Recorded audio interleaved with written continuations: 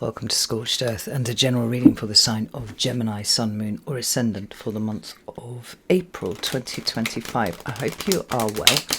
I'm using, rather eyebrow-raisingly, the Deviant Moon Tarot for you today. Here it is.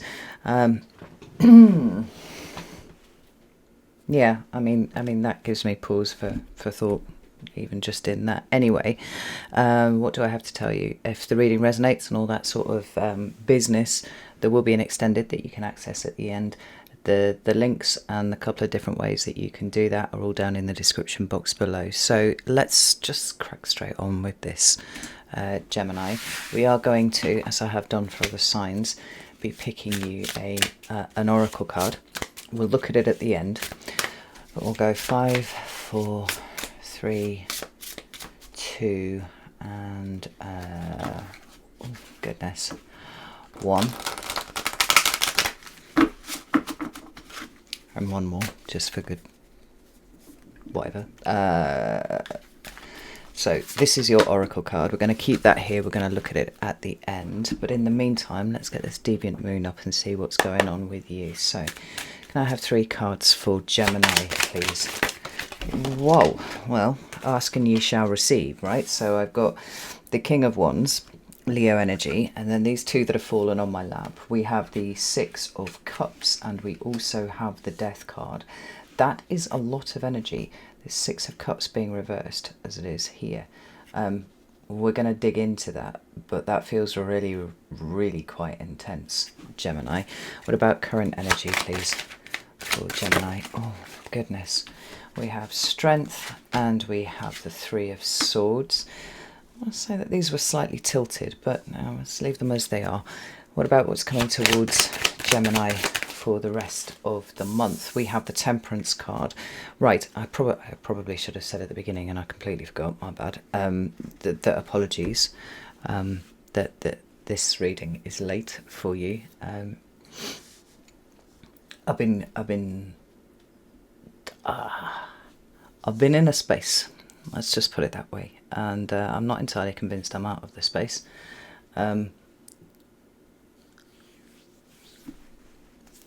But if I am entirely honest, I feel like what is really significant about April is actually happening at the end of April, for better or for worse. So, you know, it is what it is, really.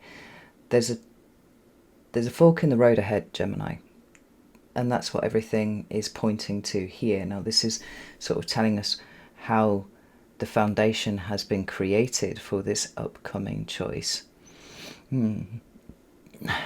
Maybe by way of reference to the fact that every part of the foundation has been in and of itself a choice in the first place. But let's get some clarifiers out here and see what else we have to say about this, and then we'll dig into it properly. So tell me about the King of Wands, 6 of Cups reversed, and the Death card. Right, got one that's fallen on the floor. Excuse me a moment. That is the Queen of Pentacles in the reverse. Let's get one more for that.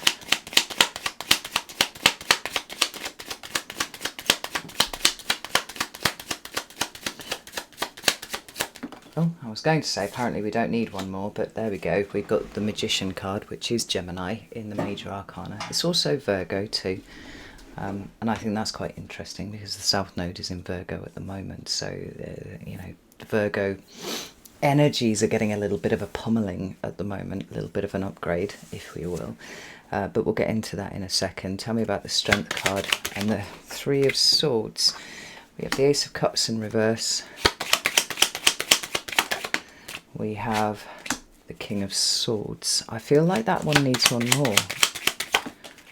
Thank you. 10 of Cups. And tell me about the Temperance card. Why is this here for Gemini, please? Right, Ace of Wands is on its side. Knight of Pentacles, speaking of Virgo energy. Right, we've got the 5 of Swords at the bottom of the deck here. I mean, there's a lot going on here, Gemini. I hope part of me wonders if the reason that it's taken so long to get these later ones out is because there is so much that is so layered. I did Libra yesterday, and that layering was really evident with them too. And in fact, actually, that would be all 3 air signs. That, yeah, potentially, because Aquarius is still yet to be done, right? We'll have to see what Aquarius has to show. Comes up in Aquarius's readings, but I would not be surprised to find that same multi-layered experience going on. And yeah, like, I'm looking at this 2 of Wands and this 5 of Swords. 5 of Swords is Venus in Aquarius, right? It's indicative of a number of things, but the overarching energy of the 5 of Swords is chaotic and unstable. And we have depicted in this card right here, this one, a scene where someone is getting the upper hand, and there are 2 figures in the background who are choosing to walk away rather than engage in this anymore, right? So we could be looking at things like Pyrrhic victories. We could be looking at things like deep self-sabotage. I often think if there were a card that I needed to pull up to represent narcissism, the 5 of Swords would probably feature in there somewhere. That's not a comment on the placement of Venus in Aquarius, but rather from this perspective that I have that this card is about winning at all costs, right? And who are you in this particular little performance that's going on here? Are you one of the 2 that are choosing to walk away, or are you the one who's trying to gain swords with some sort of dishonest advantage, right? There's an egoic position here, and I make no comment on where you're sitting in this, right? It's for you to decide. But the way that I read this card more generally, in terms of how it weaves into everything else, is what we have is a correction of mindset, or a correction of thought processes that have been hitherto kind of wonky. They've been working with a version of the truth that isn't necessarily the truth, and it's this representation of either an acknowledgement of that in this moment, or the beginning processes of kind of starting to iron that out a little bit, right? Because although I've said, I would associate it with narcissism, every single one of the cards on the table, and in fact every single one of the cards in the tarot, is multivalent. Like, it means many, many different things. So we don't just latch on to one interpretation, right? But this smoothing of out of a way that we've been thinking about things that quite possibly has not been straight and true is a huge component of this energy, right? So the representation of this chaotic, unstable energy is then relieved by the presence of the 6 of Swords when it comes up, because there's something that's being left behind here. Like, there's no getting around it, Gemini. Like, you look to me like you've been having a bit of a pummeling recently, and what the cards are saying is that to some degree or another, right, there's an evolution of your mindset that is happening right here. And this is really, really important, because Gemini itself represents the integration of multiple perspectives, of different perspectives, of sometimes perspectives that sit at the opposite end of the spectrum from each other. And that often comes by way of information, but sometimes it can simply come about by what is going on inside of you, and the effect that this is having on your thought processes, on the way that you communicate. And communication being as much hearing things as it is about speaking things. It's the often neglected aspect of communication that we could all do with doing a little bit more of, right? So to kind of pull together what I'm talking about in terms of these shadow cards here, I do feel like there are upcoming decisions that need to be made, because you are presenting at least by the end of the month, in some way or another, to the possibility of taking a different path to the one that you are currently on. But I think possibly what might be the catalyst for that is the realization that everything that is happening in the here and now is in and of itself a fork in the path. We are not aiming ourselves towards, one really big choice in the future that gives us an option of going this way or that way. In fact, life is a series of choices, a series of decisions made, and the consequences that flow therefrom, right? It's always in the detail, it's not in the big picture necessarily.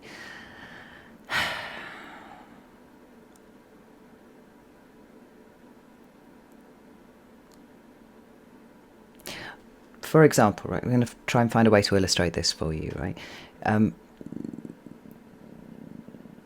there are a couple of different ways that we could look at this, right? Like the act of meditation or brushing your teeth, right? You could, with all good intentions, decide that you're going to do that for 2 hours at the end of every single month.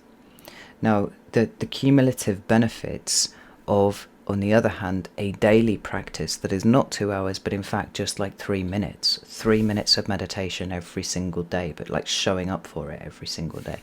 3 minutes of brushing your teeth every single day instead of doing it for 2 hours at the end of the month. Or even the difference between going on a crash diet because you're trying to lose loads of weight and instead looking at it and going, well, actually, maybe I could forgo that chocolate bar that I eat every day. Like I've instantly shaved off like 600 calories off my daily intake, and the benefit of that over time is going to have you in a very different place to deciding that you're going to go on a crash diet and eat only cabbage soup for an entire fucking month, right? It's all about the small adjustments, recognizing that there are choices that take us just slightly on a different track if we choose to do them every single day. Like there's so much of that bubbling underneath this reading. Fuck me, I've been talking for 12 minutes. I haven't even hit these cards yet, right? So let's go there. I said that I felt like this was extremely fucking intense for you, and I'm not doubting that at all. Like it feels like a very willing throwing oneself into some sort of like rebirth situation. We've got the Leo King of Wands there, which is talking about our actions, it's talking about our motivations, it's talking about where we actively do something. And the following card is the Six of Cups in reverse. Now the Six of Cups is a card that talks about the past. It's a Scorpio card, and obviously it's emotional in nature, right? So the Six of Cups is, generally speaking, when it shows up in the upright, it is a return to past themes, whether this is your childhood, whether this is past life stuff, or incidentally, whether it is simply representing children. We've got a deep connection to something being illustrated by the presence of the Six of Cups. When it shows up reversed like this, it is a refusal to reconnect, or an inability to reconnect, but in a way that is actually quite helpful rather than pejorative, like I might have implied with the way that I said that there.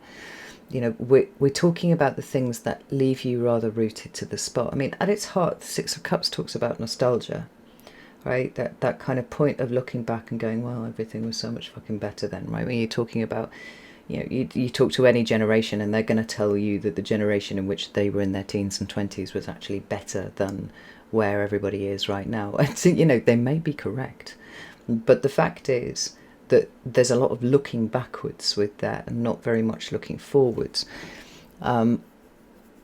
So the combination of these two cards together is a very deliberate, very active move to pull oneself away from perhaps the nostalgia of the past, perhaps the emotional attachments to the past, and submit oneself to the death rebirth process as represented by this second Scorpio card of death. But there's something cyclical about death needs to be addressed always, because there is no such thing as one single death. What we have is a change of state, and you seem to have submitted to the need for a change of state and the need to release things of the past so that this can happen. Like I said, the fact that this King of Wands is here is suggesting that this has been a deliberate action by you, Gemini. Right? Maybe you've become aware of some of this stuff down here. Maybe the Six of Cups and the Five of Swords are related in some sort of way to you. Certainly, emotional experiences of the past will dictate how you view reality right now, and how you view what potential your future has. Now, if you are willing to wipe the slate clean, as indeed it seems to me you are here, Gemini, because you have become aware of how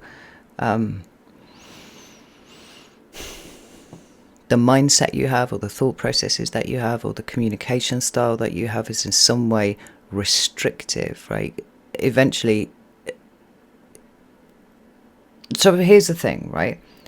There's a question as to whether self-sabotage is a thing that really fucking exists at all. And what I mean by that is, although our conscious mind, perhaps here represented by the King of Wands, right, because that represents Leo, Leo represents the sun, we have an idea of conscious action here. To our conscious mind, it may be that things that we are doing, things that we are thinking, things that we are saying are in some way detrimental to some higher aspiration that we have, and we could term that self-sabotage. But I think what's happening beneath the surface is so multi-layered and so complex, and frankly, the idea that there are multiple different personalities that exist beneath the surface, right? Whether this is the culmination of past life integration, or whether it's different aspects of your psyche that have kind of stopped at a certain point, right? Such so that there are different parts of you that are all looking for a particular outcome. And all of this is happening below the level of your conscious awareness. So you, as you are right now, is just not even fucking aware of this. Somewhere within you, there is a part of you that is getting exactly what it fucking needs, exactly what it fucking wants, to the point that it's not self-sabotage. It is simply one part of yourself winning in that moment. Now, I think it's important to lay this down here, because if we can become aware of the, and here's the thing, Gemini, right? Integration of multiple perspectives. Like, the multiple perspectives may be sitting within you, a part of you that needs to be looked after, for example, by everyone, right? Because you struggle with some aspect of the thing, right? I'm not saying that you yourself are Gemini as you're sitting here listening to me is that. I'm saying one aspect of that, right? When we talk about things like childhood trauma and things like that, right? There's an aspect of self that just stops there. It becomes absolutely locked in there, right? And so let's say you had a parent who was pretty emotionally dysregulated and took it out on you all of the time, right? So if you piped up with anything, and let's face it, you're Gemini, so you probably did pipe up with something, the ire that you would receive from that parent would eventually, over time, with your immature thought processes and emotions, contextualize that as, I must not be heard, I must not be seen, right? It's actually a safer place for me if I keep my mouth shut than it is if I say a thing, because then I draw attention to myself. So there could be a situation whereby, for example, right, there's a promotion that you want, or there's some sort of issue within a relationship, and suddenly you find yourself unable to speak, unable to advocate for what you actually need. Like, in that moment, that part of you is running the show, and it's happening below the level of your conscious mind. This is why I say there is a question as to whether self-sabotage is a thing, because it's just too much of a skim across the top. It's not paying attention to the layers. It's not paying attention to the complexity within. Now, the easiest way to solve this complexity is to integrate. Right? It's to integrate all of these things, not just walk around with all of them happening at the same time, but actually have a position within you where you are paying attention to what all of these different bits of you want, and you're talking to them, saying, I understand why you feel like this. I understand why you feel like you need to sabotage proceedings to keep yourself safe. But I'm the adult here. This is your conscious mind. I'm the adult here. I will keep you safe, and I will also advance our interests. You can go away and play, as you always should have done. You let me deal with this boring adult stuff. Right? Now, two things that are happening there. There's a release of creativity, because all creativity springs from your inner child. And there is a relieving of responsibility from a part of you that is not capable, doesn't have the tools that it needs to be able to make good decisions around adult things, right? It separates those two things out, and suddenly it becomes much easier for you to exist within your skin. Now, I've gone to the length to explain all of this for you because I do feel like these things are related, like there's something that's showing up here. Look at these cards underneath. King of Wands on its side, Queen of Pentacles on its side, Magician on its side. Now, these are energies that are here, they are present, but they're not exercising their power in the way that they should be able to, right? The King of Wands, again, as I said before, representing perhaps the inner child, perhaps your conscious awareness of what's happening beneath the radar, right? The King of Wands also actually possibly representing the actions that you can take to fix whatever problems are in front of you, right? He, underneath the level of your conscious awareness, is not operating effectively. Why? Because we have the Queen of Pentacles also in the reverse. So for me, the Queen of Pentacles is a representation of our understanding of value, and more often than not, that Queen of Pentacles represents our self-value. When she's inverted, she has literally no idea of the value that she brings to anything. Sorry, I just got completely distracted by this bug here. They're called stink bugs, and probably justifiably. I don't know, I've never stood on one to find out. Apparently they honk if you squash them. But they're literally like the cutest fucking thing in the world. I've had two of them hanging out here in the room with me for the last couple of days. You can't even see what I'm looking at. There he is, just there, sitting on my tobacco tin. And they make loads and loads of noise when they run around, and then they just fly into stuff all the time. I don't know, maybe I see myself in maybe I see myself in that little stink bug. Anywho. So if you have no idea of what value you bring to the table, right, and a part of you that is in a devalued state is also the one that's making the decisions, you can see how you're working against parts of yourself over and over again, right? Your conscious mind is working against the bit of you that is upset and damaged and doesn't know what value they bring to things, you know, all that sort of stuff, but also vice versa. And so the Magician then, who is in charge of the manifestation and creativity, is also not being allowed to do what he needs to do. Now, you should be clear, Gemini, that when it comes to the act of manifestation, you're not going to find that up here. You're not going to find that in your conscious mind. Manifestation is not a conscious process. It is a subconscious process, because this is where you have the ability to be able to talk to the universe, to God, to Creator, Source, however you want to call it. Now, it's not completely shut down, but neither is it operating from a very, very powerful place, which means there are bits of you that are dysregulated. There are bits of you that don't understand their value. There are bits of you that don't really know what to do, and so possibly might have favoured doing nothing in order to make sure that you stay protected. What's really intense about all of this is there seems to be some level of awareness about this, and this seems to be why you're throwing yourself into the fire. I did Libra's reading yesterday. I did like the later readings all seem to be pushing towards this idea that there are a certain subset of signs that appear to be rapidly leveling up.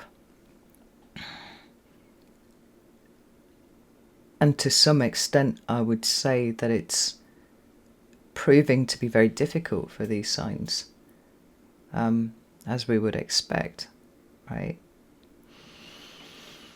You're definitely one of these signs that seems to be moving at an accelerated pace, right? Not least because there is awareness, not least because there is an attempt to integrate the multiple perspectives that exist within you till you come to a place of integration.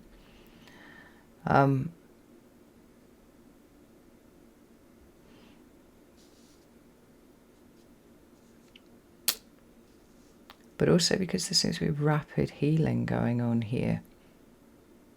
Now, if the emotions inform the way that you see the world, and the way that you see the world informs your emotions, and they're in this constant back and forth with each other, when one thing starts to shift, it will have an effect on the other thing, and the effect on the other thing will also then create an effect over here, and you end up with this backwards and forwards going on, which is where I think you are right now, Gemini, where what starts slow and shifts a little bit seems to increase rapidly. Because each time there's a backwards and forwards from something that's in a shifted state to something else, that will shift that state, which will then come back and inform this and shift that state some more. Like, I'm wondering, Gemini, if you, like Libra, like a few of the other signs, are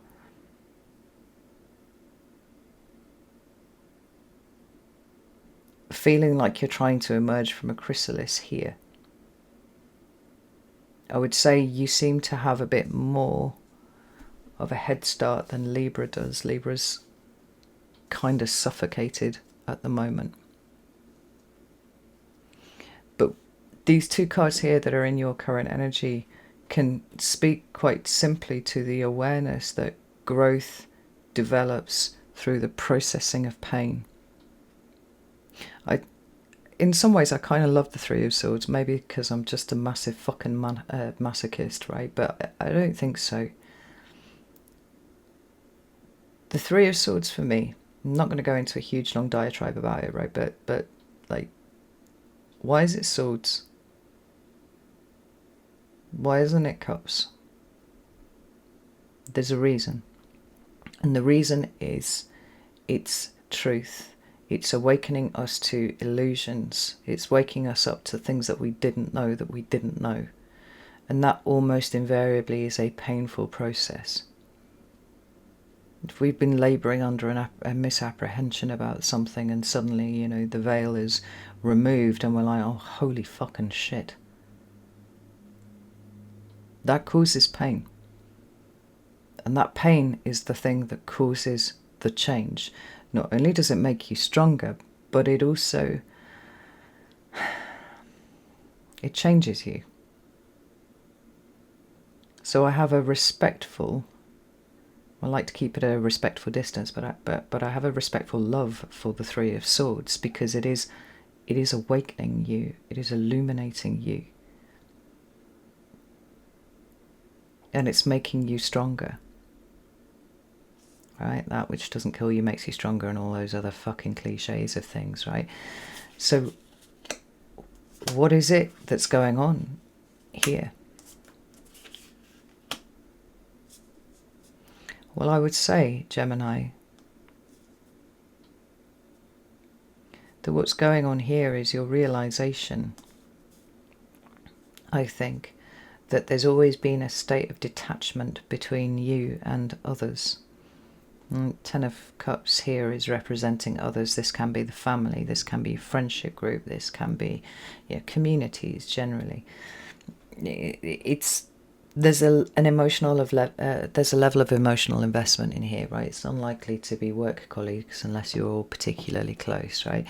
But the King of Swords is sitting in the middle, and it's like, it's your king. It represents the sign of Aquarius, right? Kings are fixed.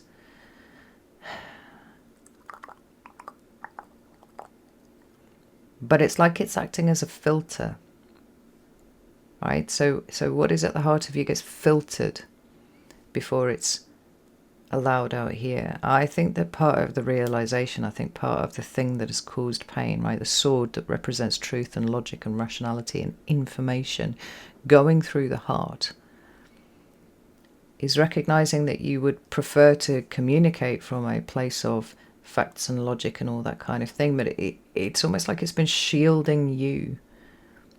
It's been shielding what is uncomfortable, and the ways in which you perhaps judge yourself. I'm feeling that quite strongly. But, you know, to you and the outside world.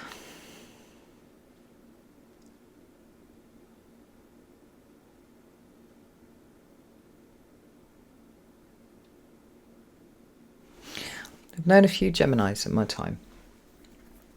And one of the things that I've noticed about Geminis is they can talk without telling you a single fucking thing about themselves. Like,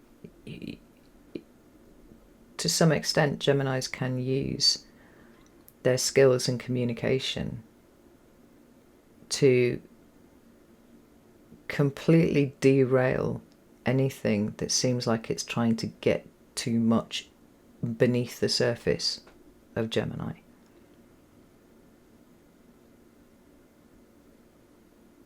Derail, deflect, whatever it is. It's like you can carry that on to something else and distract people with it. It's a hell of a skill. Particularly in situations where, well, like, you know, I feel like most people tell you 80% of what they're about by what they choose to talk to you about. Like, they tell you about themselves all the time. You just have to be able to listen, right?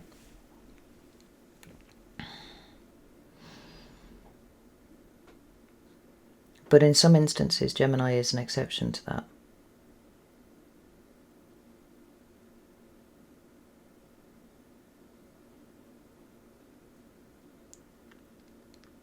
You can communicate, you can put all sorts of things out there, but you're almost leading people away from what is important when you do that. The question is why, Gemini? Like, what is it that you've been defending in here? I mean, the Ace of Cups is, you know, when it's in its upright, it's about forgiveness, it's about compassion, it's about empathy, it's about you know, a truly very strong relationship with yourself. And by extension, you know, all the bits of yourself, and then by extension further between you and God or Source or the universe or Creator, however you want to speak about these things, right? And we know that's where the magic happens, is below the radar of your conscious awareness, right? So when it shows up reversed, we've got an empty cup inside,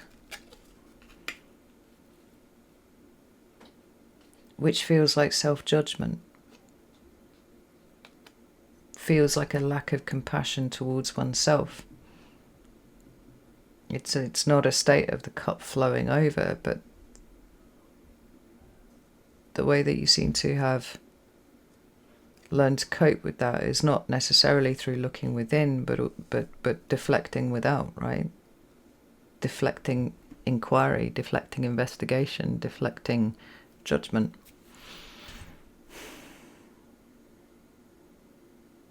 And there's something so sick of that going on here, right? Like, you feel to me like you're sick of that. You're like, no, I want to push through, push beyond, grow beyond where I am, such that this then becomes something that you don't have to defend. It's not something that you have to shield or filter. It's just something that is.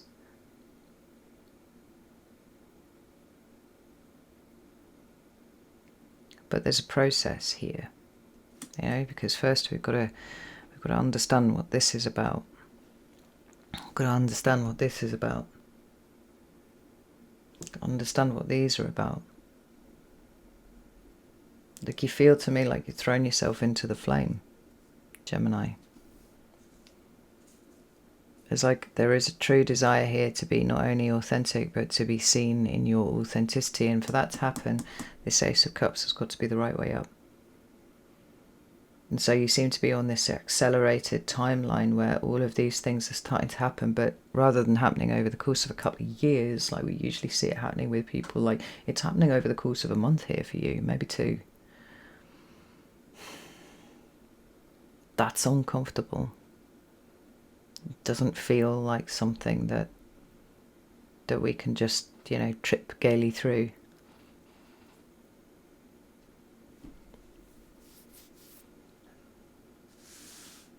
And then we come to the rest of April, which has got the Temperance card. And I fucking love this for you, Gemini. And I love it for this reason.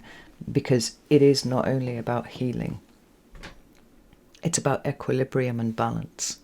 So when we're talking about the need to integrate multiple perspectives, and those multiple perspectives, as I think we've established, are not those that sit outside of you, but indeed, in fact, those that sit within you. We've got something releasing rapidly from your psyche, and certainly releasing rapidly from your heart.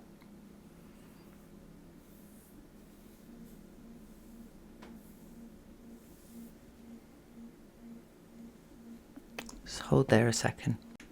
Sorry about that, my daughter rang, and she only ever rings when it's important, otherwise she just blats me with messages. So thank you for your patience. Right.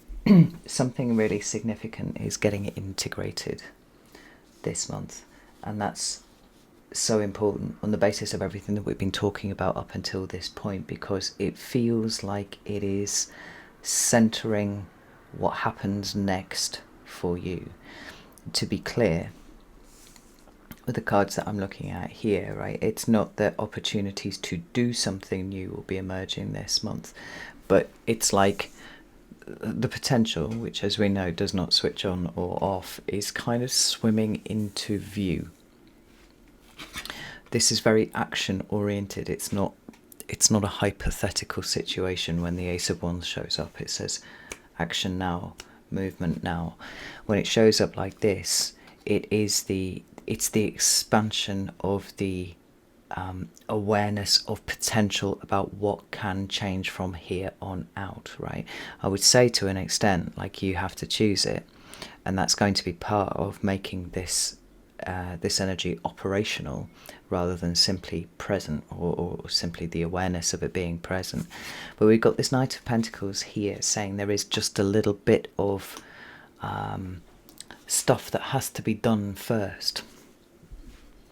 There are details to attend to before this big change of direction comes in. Now, a lot of this is a very internal proposition in terms of what's been changing in you to get yourself to the point where you are aware of what is opening up, right? Opportunities that are going to be presenting themselves very soon, that in all likelihood are going to need you to get on board with them, right? To embrace them, to do something with them, so they can actually expand the way that they want to. The awareness is sufficient this month that there are incoming opportunities. Now, whether these present in May or whether they present in June, perhaps, we could see possibilities for either. But right now, for the rest of April, it's about integrating the internal stuff and then gradually getting to a point where you can start looking outside of you for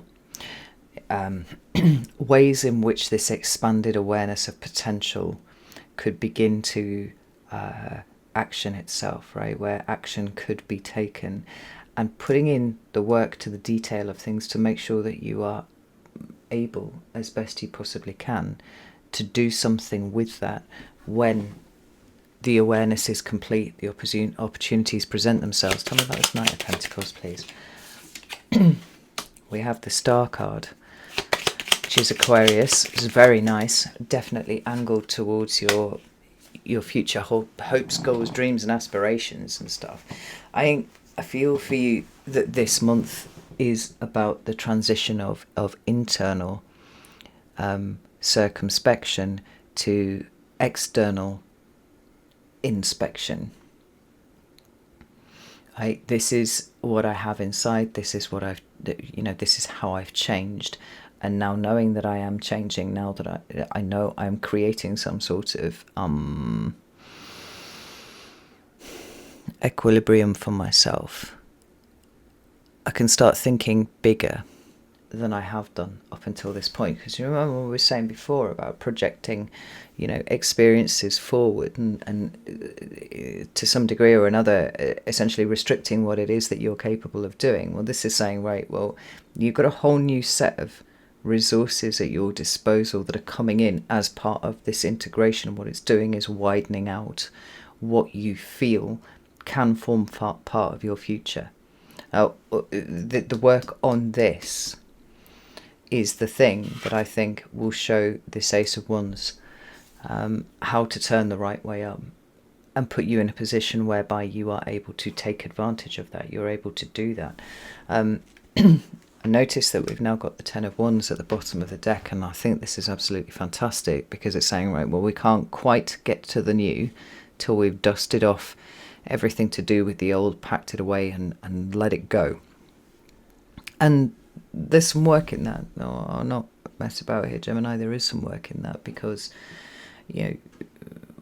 we're talking about a death rebirth process that you're going through here. So what now represents baggage that you no longer need to carry forwards, right? As you are more competent in working out what that looks like in your environment, it's taking this 10 to its point of completion, which is clearing the deck for the Ace of Wands then to show itself like this. As within, so without. Like, you are changing quite significantly. Ergo, before too much longer, we're going to see those changes express themselves in your experiences, what you're willing to put yourself out there and do. It's like the winds of big change are blowing in, Gemini, and it's time to get ready to hold on to those. Let those winds take you where they will. Don't try and shoehorn your experiences into something less than you're capable of. Because what's really clear here is that you actually had very little idea of what you're capable of. And it's an order of magnitude bigger than you thought it was. So, are you prepared to orient yourself toward that kind of experience? I think you are. I absolutely think you are. So, I'm going to leave it here. I'm going to go to the extended. You're very welcome to join me there if you would like to do so. The links for how to make that happen are down in the description box below. If that's not your thing, that's no problem at all. If nothing else, this is a kind of validation that everything that you're doing actually has a purpose, even though it may not feel like it just yet. And the things that feel uncomfortable in your environment will be changing dramatically fairly soon. Oh, I said I was going to go and do the extended, but I haven't even looked at your oracle card. Oh, well, touche. Transition. You are in a state of transition, Gemini. And I feel like it's coming to conclusion fairly soon. Interestingly, the Knight of Swords in the Wild Unknown deck is an owl. Very interesting. Well, I think there's not really much more to say about that because it's everything that we've already been talking about. So now I am actually going to go to the extended. I've told you all the things, so I'm not going to repeat myself again. One foot in front of the other, Gemini. That's the way forward on this one. I know that I love you all very, very much, and I'll see you soon.